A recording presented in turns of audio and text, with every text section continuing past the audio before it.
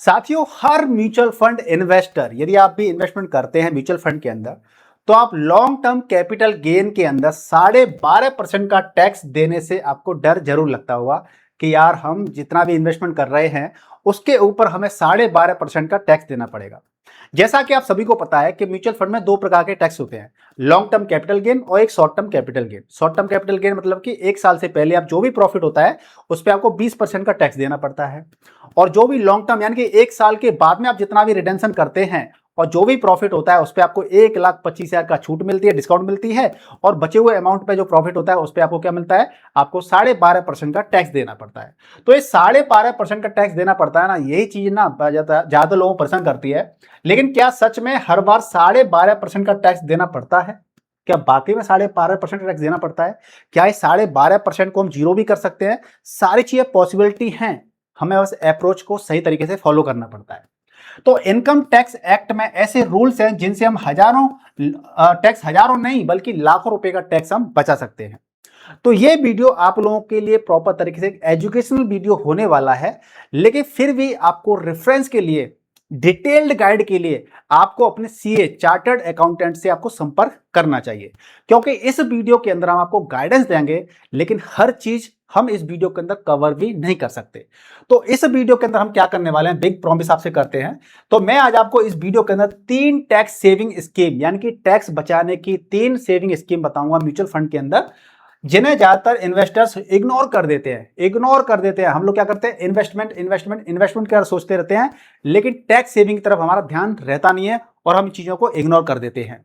इनमें से कम एक स्ट्रेटेजी आपके लिए बिल्कुल नई होगी, जो आपने कभी देखी नहीं होगी ना सुनी होगी, और कुछ केसेस में कैपिटल गेन टैक्स भी जीरो हो सकता है। तो ये वीडियो काफी ज्यादा इंफॉर्मेटिव और इंटरेस्टिंग होने वाला है। जल्दी से इस वीडियो को लाइक कर दीजिए, शेयर कर दीजिए, और चैनल पे यदि आप नए तो चैनल को सब्सक्राइब कर लीजिए। तो देखिए, सबसे पहले हम बात कर लेते हैं, एक सेकेंड, इसके बाद में बात कर लेंगे कि लोग टैक्स रेट जानते हैं लेकिन टैक्स रूल को फॉलो नहीं करते हैं। अगर पैसा रूल समझने में है, असल में पैसा क्या है, असल में पैसा कब बनता है, रूल समझने में। तो आप इन्वेस्टमेंट करने में जितनी एनर्जी लगाते हैं कि मुझे एसआईपी करनी है, लमसम करना है, बेस्ट म्यूचुअल फंड क्या है, थोड़ी सी एनर्जी इसलिए भी इस चीज में भी लगानी है कि हमें टैक्स की सेविंग कैसे करनी है। तो सबसे पहले हम चलते हैं मेथड 1 पर और उसको समझने का प्रयास करेंगे। तो देखिए, मेथड 1 क्या कहता है। मेथड 1 ये है, मैं जो इस वीडियो के अंदर बता रहा हूं कि टैक्स स्लैब प्लस एलटीसीजे डिडक्शन। तो इसका मिथ क्या होता है, मिथ ही होता है कि हर प्रॉफिट पर 12.5% टैक्स लगता है, जबकि रियलिटी में ऐसा नहीं है। मैं यहां पे क्या कर रहा हूं, टैक्स स्लैब की भी बात कर रहा हूं, ठीक है। यदि आप टैक्स स्लैब किसी में आते हैं, 4 लाख तक की आपकी अगर कमाई है, आप 4 लाख रुपए तक कमाते हैं, तो क्या होता है, टैक्स जीरो जाता है ना आपका, है ना। तो चलिए इसको समझने प्रैक्टिकल में और एग्जाम्पल लेके समझने का प्रयास करेंगे। तो रियलिटी क्या होती है कि आपको 12.5% का टैक्स हर बार नहीं देना पड़ता, ऐसा बिल्कुल भी नहीं है। यदि आप इस टैक्स स्लैब के अंदर आते हो जिनकी आपकी इनकम 4 लाख रुपए तक की आपकी सालाना की इनकम है, तो उसमें क्या होता है कि पहले 1,25,000 एलटीसीजी टैक्स फ्री है। कैसे फ्री है बताऊंगा। अगर आपकी रेगुलर इनकम कम है, रेगुलर इनकम क्या है, कम है, यानी कि जैसे मैंने बताया ना 4 लाख तक की आपकी रेगुलर इनकम है, तो बेसिक एग्जेम्पशन लिमिट भी यूज हो सकती है। तो जो आपकी बेसिक एग्जेम्पशन लिमिट है वो भी आपकी यूज हो सकती है आईटीआर के अंदर, यानी कि इफेक्टिव टैक्स काफी कम हो सकता है। इफेक्टिव टैक्स आपका काफी कम हो सकता है। अब इसको हम एग्जाम्पल लेके समझने का प्रयास करते हैं। इन्वेस्टमेंट किया कितना, 5 लाख रुपए का। मैंने 5 लाख रुपए का इन्वेस्टमेंट किया म्यूचुअल फंड के अंदर, और वो अब क्या है, 1 साल के बाद में उस पैसे को निकाल रहा हूं, 1 साल के बाद में निकाल रहा हूं, चाहे कभी भी, 1 साल के बाद में, 2 साल के बाद में, 3 साल के बाद में, यानी कि लॉन्ग टर्म कैपिटल गेन लग रहा है मेरा, है ना। और वैल्यू किसमें हो गई, उस 5 लाख रुपए की वैल्यू हो गई 12 लाख रुपए की समथिंग, 12 लाख की समथिंग वैल्यू हो गई। तो मुझे गेन कितना हुआ, यानी कि वेल्थ मेरी बन गई 12 लाख रुपए की। तो 12 लाख माइनस 5 लाख रुपए मैंने लगाए, तो मुझे प्रॉफिट कितना हो गया, 7 लाख रुपीज का मुझे क्या हो गया, गेन हो गया। तो आप देख सकते हैं 7 लाख रुपए का गेन हो गया। अब 7 लाख रुपए का गेन हो गया, और तो जब लॉन्ग टर्म कैपिटल गेन की बात आती है तो उसमें हमें टैक्स कितना देना पड़ता है, 12.5% का। यानी कि 7 लाख रुपए से हमें 1,25,000 तो हम घटा देंगे, क्योंकि 1,25,000 का लॉन्ग टर्म कैपिटल गेन पे क्या मिलता है, रिडेम्पशन मिलता है, छूट मिलती है, डिस्काउंट मिलता है, कुछ भी मान लो आप, है ना। तो मैंने इसमें से घटा दिया 1,25,000, तो शायद मेरे ख्याल से 5,75,000 समथिंग आ जाएगा, ठीक है। आप घटा लीजिएगा, मैं आपको कॉन्सेप्ट सिखा रहा हूं, यहाँ पे मैथ नहीं सिखा रहा हूं मैं आपको। तो आप 7 लाख में से 1,25,000 घटाएंगे तो 5,25,000 के समथिंग आपका क्या आ गया, आपका यहाँ पे पैसा आ गया यहाँ पे, यानी कि 5,75,000 रुपए। अब 5,75,000 रुपए पे आपको टैक्स कितना देना पड़ेगा, 12.5% का टैक्स देना पड़ेगा। अब इसको आप कैलकुलेट करेंगे तो आपका पास आएगा 71,875 के आसपास, यानी कि आपको 7 लाख रुपए पर टैक्स कितना देना पड़ेगा, जो आपका प्रॉफिट हो रहा था, गेन हो रहा था 7 लाख रुपए, ये उस पर 71,875 का टैक्स देना पड़ेगा। अब बात ये आती है, लेकिन अगर आप स्लैब 1 के अंदर आते हैं, ये ट्विस्ट है, अगर आप स्लैब 1 के अंदर आते हैं 0 से 4 लाख तक की आपको क्या है, आपकी अगर इनकम होती है तो 7 लाख रुपए आपने कमाया था, तो आप क्या करेंगे, तो अगर आपकी इनकम, अगर इस स्लैब के अंदर आपकी कोई दूसरी इनकम आपकी कोई नहीं हो रही है, सेकेंडरी इनकम अगर कोई भी नहीं हो रही है आपकी इस टैक्स स्लैब के अंदर, तो आपको उस बेसिक एग्जेम्पशन का भी आपको फायदा मिल जाएगा। यानी कि सिर्फ टैक्स कितना लगेगा, इतना लगेगा। इतना कैसे लगेगा, यानी कि आपका 7 लाख रुपए क्या हो रहे थे, आपका प्रॉफिट था, गेन था।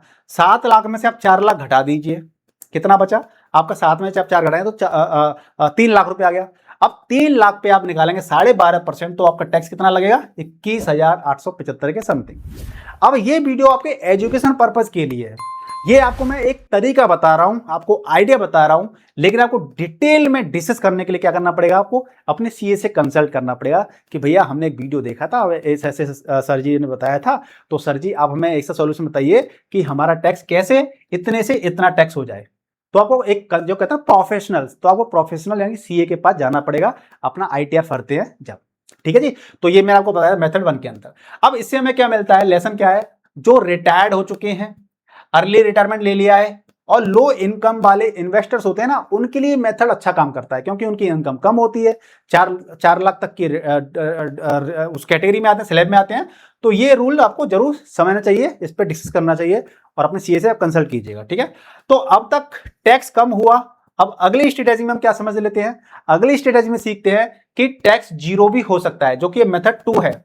अब मेथड 2 क्या है, जरा इसको समझ लेते हैं डिटेल में। अब यहां पे क्या होता है, सेक्शन 54 की वजह से हम अपना टैक्स जीरो कर सकते हैं।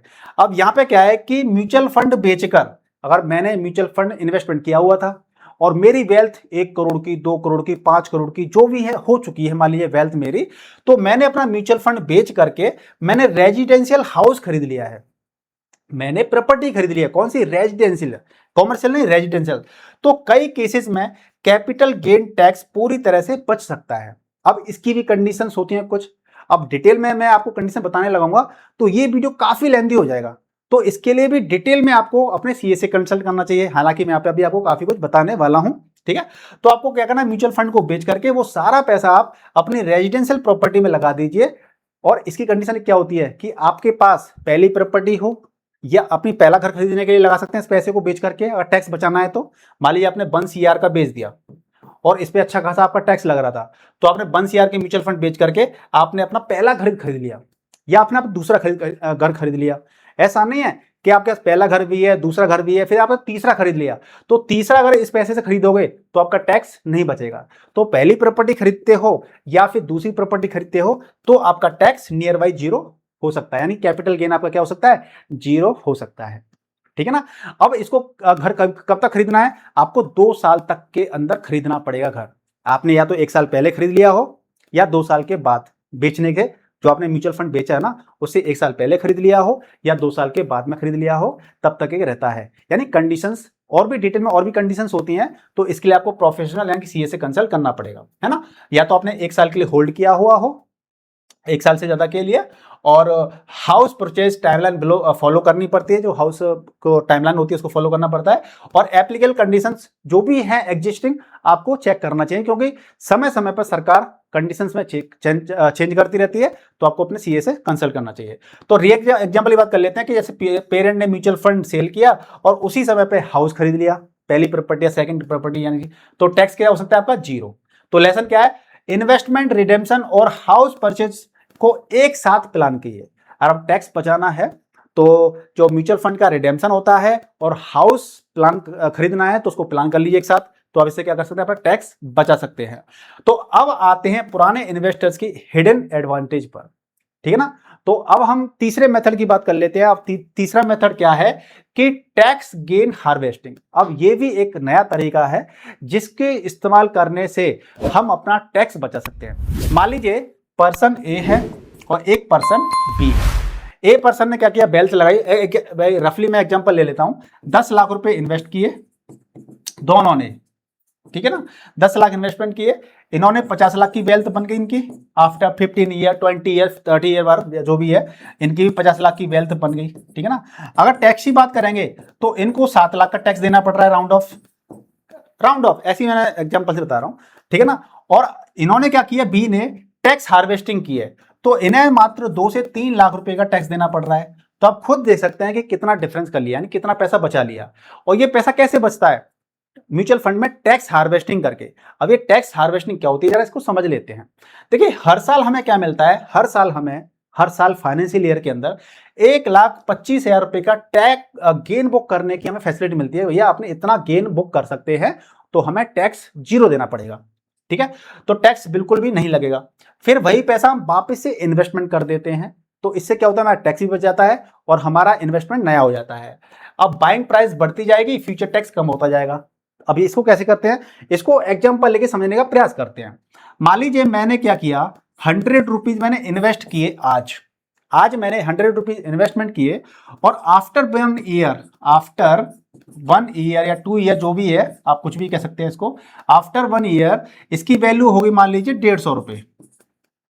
100 रुपए से 150 रुपए हो गई इसकी। तो मैंने इन्वेस्टमेंट किया था 100 रुपए और ये हो गया 150 रुपए। तो मैं क्या करूंगा, अगले फाइनेंशियल ईयर में मैं इस पैसे को निकाल लूंगा। मैंने 150 रुपए क्या कर लिए, रिडेम्प्ट कर लिए, रिडेम्पशन कर लिया, यानी पैसे को विड्रॉल कर लिया, निकाल लिया मैंने। तो इसमें मैंने लगाया 100 रुपए लगाए थे, यानी 150 रुपए माइनस 100 रुपए, यानी कि 50 रुपए, 100 रुपए 50 रुपए। तो मेरे को कितना प्रॉफिट हुआ, 50 रुपए का फायदा हुआ मुझे, चूंकि मुझे 1,25,000 का क्या मिलता है, डिस्काउंट मिलता है, छूट मिलती है, रिडेम्पशन मिलता है ना। तो एग्जेम्पशन मिलती है, तो मेरे को 50 रुपए क्या है, टैक्स कोई नहीं देना पड़ेगा। तो मैंने ये विड्रॉल कर लिया था। अब इसी पैसे को मैं उसी सेम म्यूचुअल फंड के अंदर या किसी दूसरे म्यूचुअल फंड के अंदर अगले दिन या 2 दिन के बाद में क्या करूंगा, दोबारा से री इन्वेस्ट कर दूंगा। तो ये 150 रुपए फिर मैंने क्या कर दिया, इन्वेस्ट कर दिया।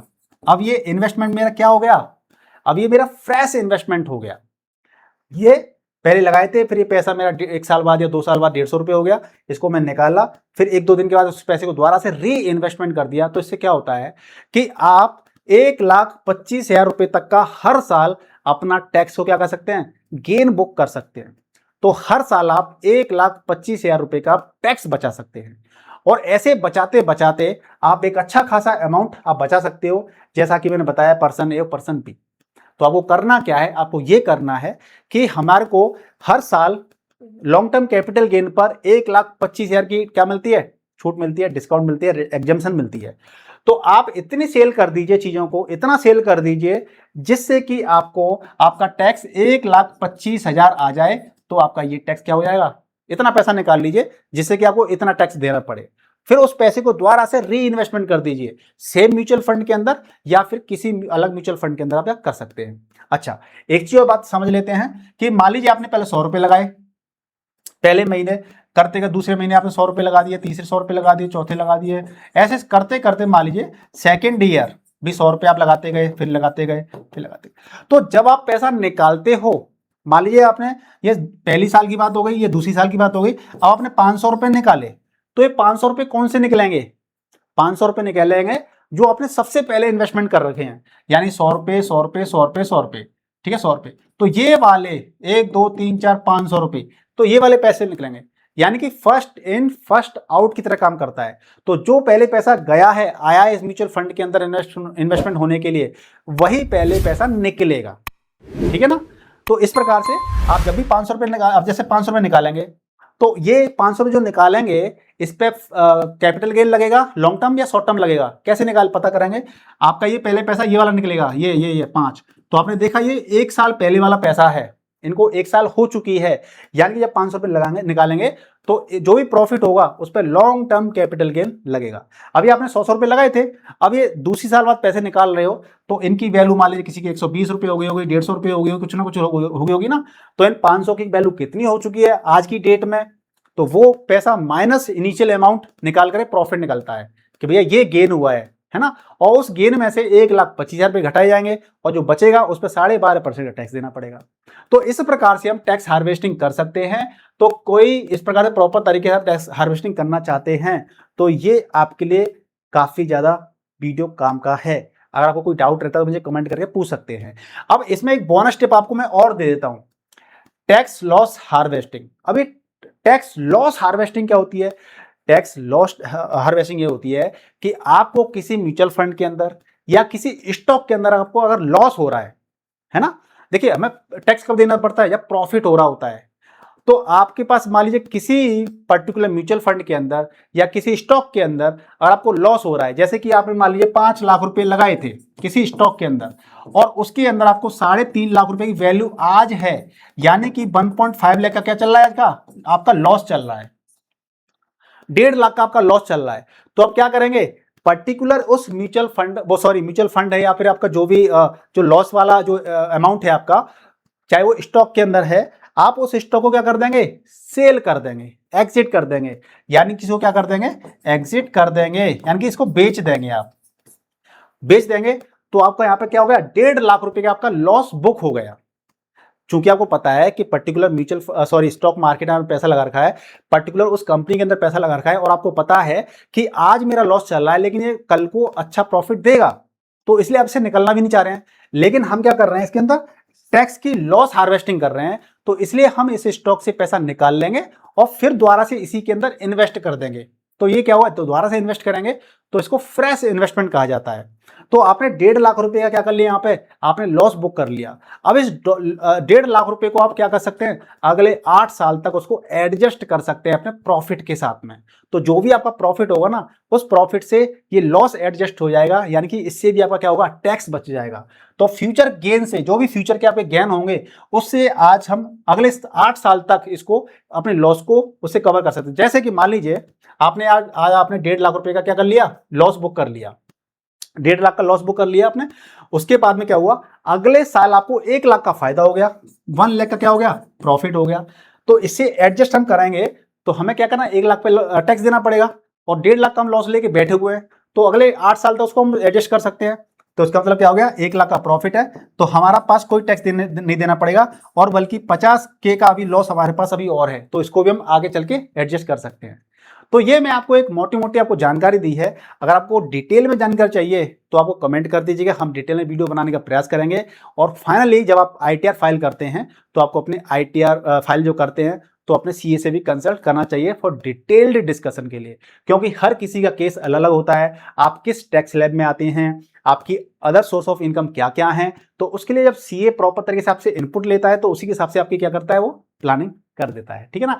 तो बिगेस्ट लर्निंग क्या है? इन्वेस्टिंग सिर्फ रिटर्न कमाने का नाम नहीं होता है, बल्कि रिटर्न बचाने का भी काम होता है। तो हमें रिटर्न को बचाना भी है, जितना रिटर्न बचा लेंगे वो हमारा प्रॉफिट में कन्वर्ट हो जाएगा। तो फाइनल फ्रेमवर्क की बात कर लेते हैं। तो 12.5% tax long term capital gain से बचने के लिए 3 तरीके मैंने आपको बताए। पहला था बेसिक एग्जेम्पशन प्लस 1.25 लाख रुपए का LTCG बेनिफिट, सेकंड था सेक्शन 54 हाउस परचेज वाला, और तीसरा था tax gain harvesting plus tax loss harvesting. तो मुझे उम्मीद है कि आपको वीडियो काफी पसंद आया होगा। तो आज आपने इनमें से किसी एक रूल को भी सीख लिया है तो आने वाले वर्षों में आप हजारों नहीं बल्कि लाखों रुपए की आप बचत कर सकते हैं। वीडियो पसंद आया तो उस वीडियो को लाइक कीजिए, चैनल को सब्सक्राइब कर लीजिएगा। मिलते हैं नेक्स्ट वीडियो में, तब तक के लिए गुड बाय, टेक केयर, जय हिंद।